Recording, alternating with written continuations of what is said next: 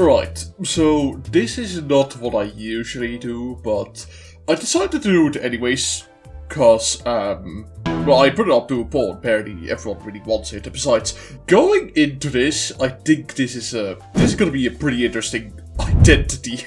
I've literally had like 4 hours of sleep, about to open up Project Moon Community up to see the new kit, and I'll be giving my honest to god reaction on just everything that is Manager of La Mancha Don Quixote, and oh boy, I already see 2 pages, so this is gonna be a good one. Okay, so starting off, shout out to that one guy who wanted me to compare this kit to Swy Sinclair for some ungodly reason. I have no clue why, but that comment has 300 likes, compared to like, almost 100 more than the second most liked comment.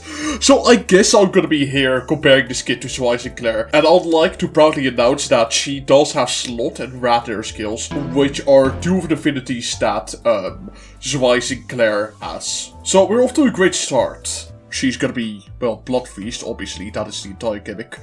I just looked over to the right side and oh my lord, does she really have 8 skills? Oh dear lord, okay then. Anyway, skill 1 looks to be pretty basic. Has the classic conditional for coin power on X amount of status effect, which is pretty alright. She also gains Blade herself, interesting enough. Yeah, it looks to be pretty basic, just a 2-coiner. Skill 2 is also a 2-coiner, once again heals for just the amount of damage it deals. And once again it has the same conditional for getting Hardblood based off of Blood Feast consumed. And also gains Bleed. I wonder if this is gonna be...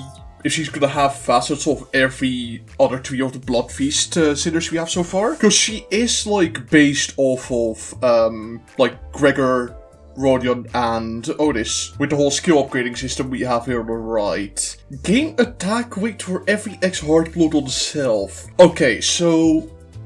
if you've seen the video, you would know that, this, for some reason, can attack up to 4 people, which is... quite insane. I think that's about the same as Earl King, if not 1 more, with the skill 2. But yeah. Okay, inflict bleed and deal more damage based on bleed on target. That is probably gonna be like max 30. And deal more damage based on Blood Feast consumed. And now for the skill tree, I saw a Bill, which also heals based on hit. Gain Clash Power for every Hardblood. Gains coin power for every bleed on target, that's like classic. Consume Blood Feast and gain Hardblood by every Y Blood Feast consumed. So this looks like how she gets Hardblood by consuming Blood Feast. So this is definitely the interesting skill. Also, 3-coiner. I'm kind of surprised by the little amount of coins it has when unupgraded. Like a 2-coin skill 1, skill 2, and then 3-coin skill 3 is honestly release identity numbers, which is kind of surprising. But she's probably gonna have absolutely insane power on the upgraded skills, which is the main attraction of this identity. Deals more damage for every bleed, deal more damage based on Blood Feast consumed. After attack, the target is defeated, increase Blood Feast and gain Hardblood. And surprisingly enough, she doesn't have too many effects on her coins. The only effect is really just inflict bleed, which I have to imagine is gonna be a lot when this actually releases. It's probably gonna be like 10 bleed potency, maybe? 6 bleed potency? 4? Laughter's will subside, another clashable counter, which, again, is lost for some reason. Every single clashable counter we've had so far in the game has been lost up to this point, and it seems like Don Quixote is continuing that tradition. As it stands right now, lost is a really strong shit affinity, because if you really want to, you can just get every identity with a lost counter in a team and just repeatedly use the lost counters, because they are clashable, like act like a skill 1 basically, but it's just like a very, very consistent way to just have like constant lost damage in a team, which is honestly kind of wacky. It's interesting. So she gains Hardblood. Okay, so this is another source to get Hardblood, which you always have access to because it's a defensive skill. Comment start on what ally with the least HP. Apply Shimmering Blood Fiend for every X Blood Feast consumed. Shared. And she also inflicts bleed count, which is quite nice, I suppose. Really depends on the amount of bleed count she applies. So far, I'm not really seeing a lot of bleed count application, but that might change when looking at the other skills that we have here. Which, speaking of, we have skill 1-2, skill 2-2, skill 3-2, defense 2. They really did just make a sequel to all the defensive skills with unbreakable coins on them. Okay. So I can't believe, first of all, I can't believe Project Wood is out here making sequels to skill 1, 2, 3 encounters. That is insane. Yeah, great sequel, guys. So, very essential Hardblood Arts 9 Whip. So this, of course, heals by the amount of damage it deals. Every skill does that apparently. Gain coin power for bleed, gain bleed, inflict more bleed, and it is an unbreakable coin that inflicts bleed, second unbreakable coin, inflicts bleed, and activates bleed on target, and target loses bleed count. So that is interesting. This is something that the bleed community has probably been waiting for a while, and this is literally a miniature bleed deluge. So in case you don't know how the heck sinking deluge works, basically it explodes a target and deals damage for all the sinking potency times the sinking amount. So this is pretty interesting. Bleed deluge on skill 1, that's probably not gonna be a lot. We might see something like Sloshing Ishmael, where it does do like a sorta Tremor Burst, in this case a bleed deluge, but like it reduces count by a lot. If that's the case, I don't know how viable it will be, but we'll have to see. Anyway, skill 2-2, also of course heals, also gains coin power, also has attack rate for every Hardblood on itself, and consumes Hardblood for every attack rate gained. So that is interesting, because it consumes the status effect, which we haven't even looked at. I'm gonna have to assume that doesn't decay, because this seems like another status effect which is like Coffin, which doesn't actually decay over time, and it's just built up. But she does actually have a way to consume it.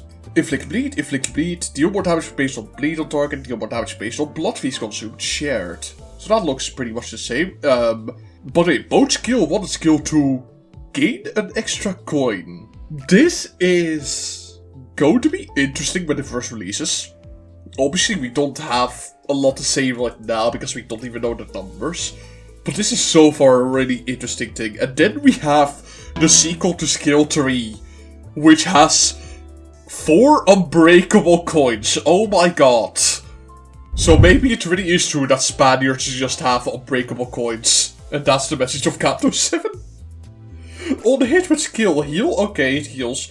Gain base power for every Hardblood on itself. Gain coin power for bleed. Deal more damage based on bleed. Deal more damage for every blood feast.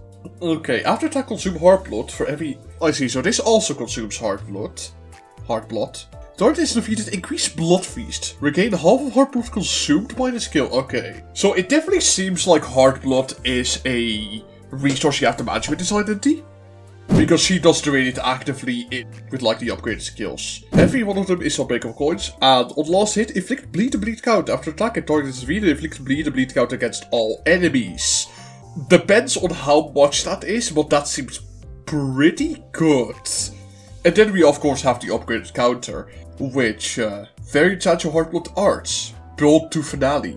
Depending on the highest amount of resonance, allies with the least HP apply. Oh my lord, what the heck is going on here? Okay, so this is an actual calculation. So this, I think, with the whole shimmering blood fiend thing, it looks like the one thing we saw in the PV, where you could see briefly blood circling around Don Quixote and it like going over to Dulcinea Erodion. This is probably what that is. So that is a way to gain a bit more shimmering blood fiend compared to the original clashable counter, which applies it to just one. This seems to go up to a little bit higher, but like it has tough conditionals to fulfill. Also a clashable counter with an unbreakable coin in it, that is very interesting. It definitely seems like you want to manage Hardblood status on yourself, because you can either spend it on the upgraded skill 2, the upgraded skill 3, or the upgraded counter. The only way to really consume Hardblood on unupgraded Sancho is to use the skill 3. So there is a way the way I see it at least, there is a way to play this without the Blood Fiends and with the Blood Fiends. Because with the other Blood Fiends, she consumes a lot more Hardblood, and the conditionals may be more difficult to fulfill, but if you don't play with the other Blood Fiends, it does seem like she is able to maintain Hardblood a bit more consistently on herself. If you want to, you can completely ignore the skill tree and just like keep stacking Hardblood, and you can basically gain a skill 2 with an insane amount of attack weight, probably. Depends on how high it goes, but it's probably gonna be at least 2 or 3, if it's anything like Wild Hunt Heathcliff. So yeah, unfortunately for the number 1 Zwei Sinclair fan out there, this is almost nothing like Zwei Sinclair. What she does have going for her, I guess, is a skill 1 and skill 2 with 2 coins. That happen to be Slot and Rat, which Zwei Sinclair does also have. He does have a skill 1 and a skill 2 with 2 coins. But she seems to get a lot more powerful on her upgraded form. Which, even though I mentioned the benefits of the first form, I think the second form is definitely going to be a lot stronger. Because she also just has other Blood Feasts to work with, which can also consume Blood Feast, which can also generate Blood Feasts. So, yeah, and she does also have a second page here from what I see, so that's pretty funny. Which is entirely dedicated to passive, which she has 4 of. Okay, so Blood Feast. This is the very generic Blood Feast passive. If she is on the field, there will be a Blood Feast counter, and though it does seem to have a special few lines, when consuming Blood Feast, if there are Lamageland kindreds of the same generation as this unit takes precedence. So she will always consume Blood Feast first, and basically starve out the rest of her kindred. Using Variant Sancho Hardblood Arts 9 Whip, HP cannot go below 1 due to bleed damage. So that basically just means she cannot die on skill 1. Variant Sancho Hardblood Art. For every Hardblood, if each following unit is either defeated or participating in the encounter, empower this unit's leftmost slot. And this basically states how the upgrade mechanic works. If Priest Gregor is there, her skill 1 gets more powerful. If Otis is there, skill 2 gets more powerful. This unit empowers skill 3. Okay, so her just merely existing empowers it. Well, if she has the Hardblood conditional. Which is kinda nice. I like that it's dependent on Hardblood of these. And it's not like just straight up run the Blood Fiend trio with her, so she gets more powerful. You actually have to build it up a little bit. Which that is nice, because the unupgraded kit seems to be revolved around building up Hardblood. And the upgraded kit is all about spending that Hardblood. So there's a little bit of a cycle going on here in gameplay, which I kinda like. And of course the Princess of Lamageland for the other powers the defensive skill. So that is neat and interesting, I think. Alright. And when other units among allies take bleed damage or consume Blood Feast, gain the Hardblood on self. Oh boy. So you really want to run her in a bleed team to be optimal.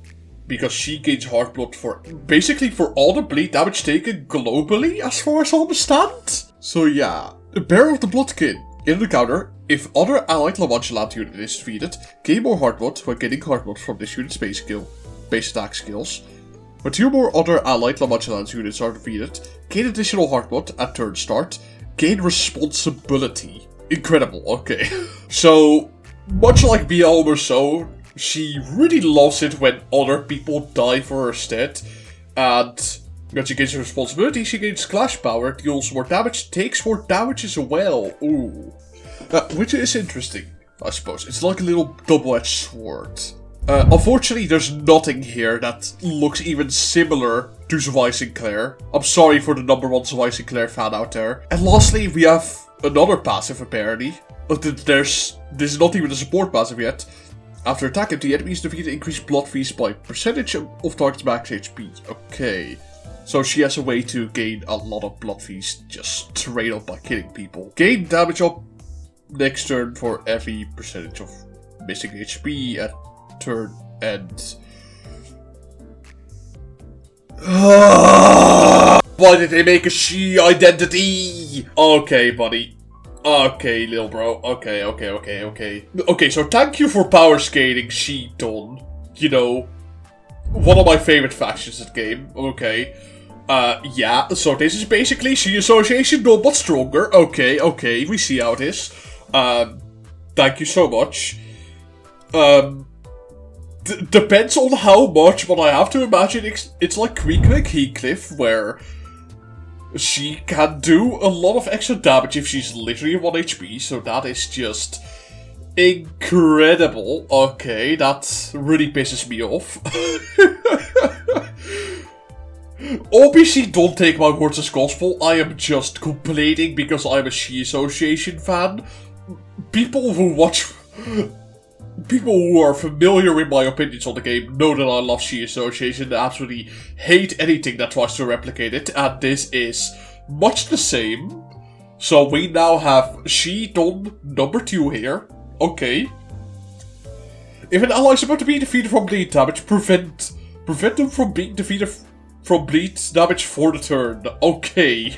So, basically, if you're mismanaging Priest Gregor, even though Priest Gregor already has a skill to prevent him from dying once, you have a second passive to prevent him from dying a second time, in case you're really messing up your bleed management on him, which is kind of hilarious, to be honest.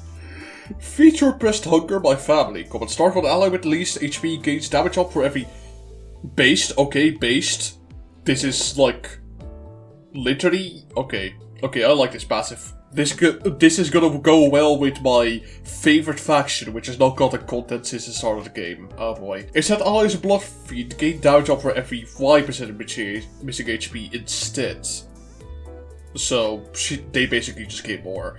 So, Priest Gregor solos can pop off. Now we actually have Hardblood, which seems to work the same as the special status effect of the other Blood Fiends, where it has an upgraded form at X or Y amount of Hardblood, at X plus Hardblood converted to Hardblood 2, at X plus Hardblood converted to Hardblood 3. Revert to the previous stage when the stack drops below the requirements. Hardblood does not drop below 1. Gain min-max speed for every X Hardblood.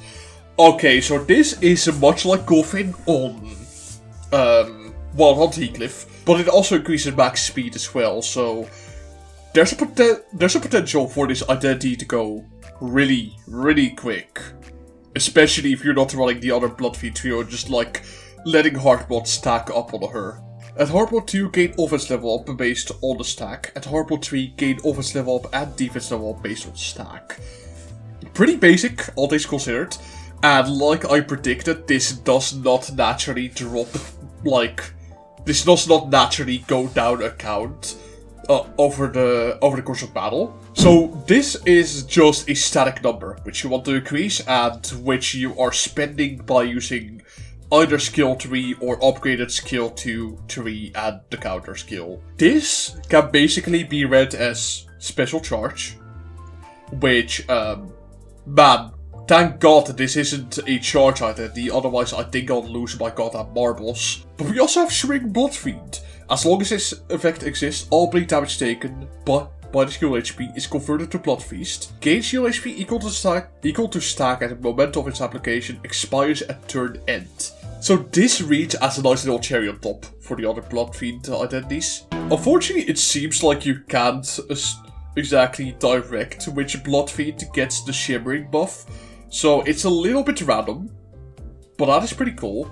You mainly want this on Priest Gregor, as far as I understand this, because he takes a lot of bleed damage on himself, and you can basically protect him from dying, but also you can increase the amount of Blood Feast you just gain in total. There does seem to be a page 3, which a lot of people were predicting, and I kind of made a bet on BMCH that I would bark if there was a third page, which thank God there isn't. I get to maintain my dignity. Thank God, Project Moon. I also just want to say it's very surprising that there isn't a third page. I really thought we were gonna bust out a third page immediately upon like four identities with 2 pages into the game. I thought we were really gonna bust that out. But this is interesting. Okay. So, shout out to the Zwy Sinclair fan in chat. It has a slot and rat kill. That is literally the only similarity this has to Zwei Sinclair.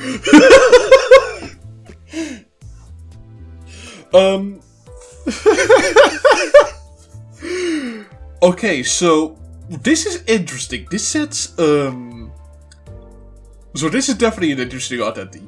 If you're running a Blood Feast team and if Project Moon is going to release more Blood Feast identities, which probably isn't going to be the case, these are seasonal identities, and I don't think we're getting Blood Feasts anytime soon in the future. But she has a few interesting ways to generate Blood Feast. Mainly with the counter and thanks to the Shimmering passive, but also just her taking people out gives Blood Feast to the entire team, which is quite nice. She does also have the Priest Gregor thing going on, of where she has bleed on herself. So, much like Priest Gregor, she is also a battery for Dulcinea and the Barber to do their own things and do their own gimmicks, which is quite nice. We also now have the ability to have Yuri Mikala Don Quixote actually properly get its full usage potential off, because we can now actually gain Blood Feast consumed on Don Quixote. And Rat and Lust being in here, along with a Lust clashable counter, is also very interesting. Because right now, as it stands, Lust and Rat are probably among the strongest sin affinities in the game right now. Because Rat is pretty much on every 2-page identity we've had so far. Wild Hunt Heathcliff, Philip Sinclair, Dulcinea Rodian, I think has Rat, I'm not sure. She definitely has Lust though. And we also have Red Mystery Oshu, who also has the Lust counter despite not being clashable. But so far, every clashable counter we have in the game is Lust. And you can definitely make a sort of weird Lust Resonance team with this character, which, in case you don't know what Resonance does, it basically allows you to get more clash power and more damage. So I can definitely see that Lust right now is probably really, really strong. Every clashable counter we have in the game so far is Lust, and most of the strong identities we have in the game so far have Lust in their skills one way or another. I didn't expect Slot, I was honestly expecting either Gloom or Envy to be here, because wherever you see Rat and Lust, you typically also see it followed by Envy most of the times. So that is a rather interesting thing to have in there, but it definitely fits, because you know, Yellow Gremlin. The amount of unbreakable coins, and the amount of coins just the upgraded skills have in general, is interesting. I like that she can achieve her upgraded skill tree without needing to rely on the other Blood Fiend identities to be there. If you're running this without the other Blood Fiends, it really is like a skill 4 conditional, because you need Hardblood on yourself to activate it. But I really want to see how strong this identity will actually be and what its numbers will be like. This definitely works interestingly well with the other Blood Fiends. And unfortunately, some of the gimmicks are locked behind having to require other Blood Fiends to be there, like the counter. But that is about the only thing there. A lot of people were worried that when she was released that she would only work well with the other Blood Fiends around.